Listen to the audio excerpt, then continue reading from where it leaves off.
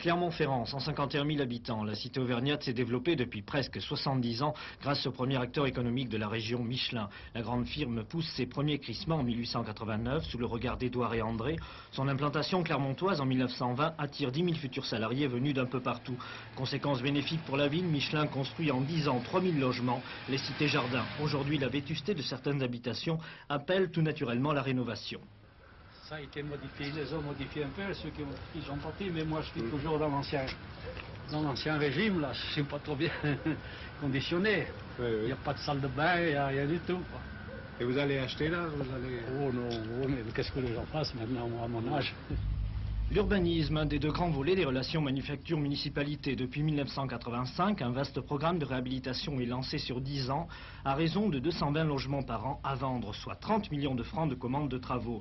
Michelin prend en charge les 4/5e, la ville le reste.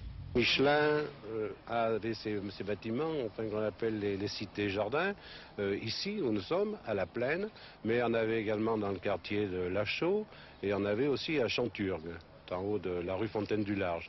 Il a donc fallu faire des échéances parce que il y avait participation de la ville, il faut dire, puisque normalement quand une voie privée doit être remise dans le domaine public, on dit remettez la voie dans les normes de façon à ce qu'elle puisse être incorporée. Mais là, dans bien des cas, nous nous sommes servis de certaines voies pour en faire des voies de transit, c'est-à-dire pour les rendre circulables, pour y passer des réseaux qui ne desservaient pas uniquement les habitations Michelin, mais desservir les opérations que nous faisons par ailleurs. Le deuxième aspect de cette concertation ville-entreprise, c'est le sport. Le stade de la Gautière, désormais à vocation multisport, devient le siège social de l'ASM, Association sportive montferrandaise, anciennement Michelin, dans de nouveaux locaux.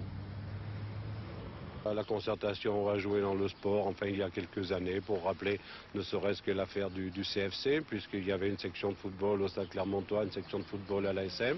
Bon, on a comme un accord, tout le monde a bien voulu mettre, je dirais, tous les œufs dans le même panier. Michelin met ses installations à disposition du CFC. Au cas où Michelin, par exemple, se retirerait de Clermont-Ferrand, est-ce qu'il n'y aurait pas de problème particulier pour la ville?